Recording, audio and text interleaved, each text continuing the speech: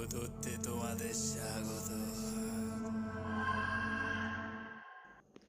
নমস্কার, আমি সৈকত আর আপনারা শুনছেন ব্রহ্মদৈত্যী। আমার চ্যানেলে হরর অ্যান্ড সাসপেন্সের গল্প শোনানো হয়। আজকের গল্পের নাম অশরীরীর অট্টহাসি। অনেক বছর আগের কথা।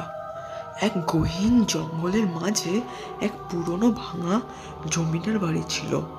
গ্রামের মানুষরা বলতো অমাবস্যার রাতে ওই বাড়ি থেকে নাকি কান্নার আওয়াজ শোনা যায় আর অদ্ভুত সব ছায়া ঘুরতে দেখা যায়। একবার একদল চ্যাংড়া ছেলে বাজি ধরেছিল ওরা ওই জমিদার বাড়িতে এক রাত কাটাবে। যেই কথা সেই কাজ, ওরা টর্চ নিয়ে জমিদার বাড়ির ভিতরে ঢুকলো। প্রথমটার সব চুপচাপ, ধুলোয় ঢাকা চারিদিক। কিন্তু মাঝরাত হতেই শুরু হলো কাণ্ড।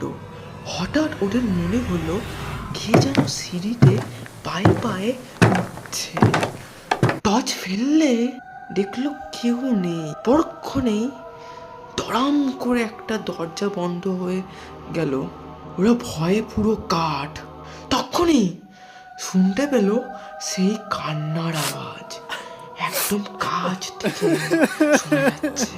মনে হলো দেওয়ালের ভেতর থেকে কেউ আর্তনাদ করছে।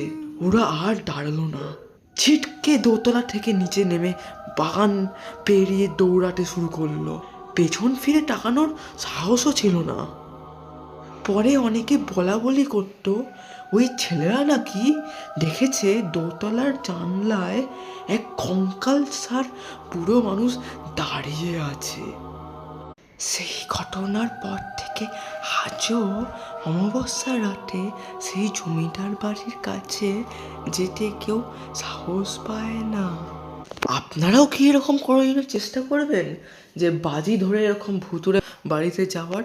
আর যদি চেষ্টা করেন অবশ্যই কমেন্টে জানাবেন। ভালো লাগলে লাইক করবেন, শেয়ার করবেন আর সাবস্ক্রাইব করতে ভুলবেন না। দেখা হচ্ছে পরবর্তী গল্পতে।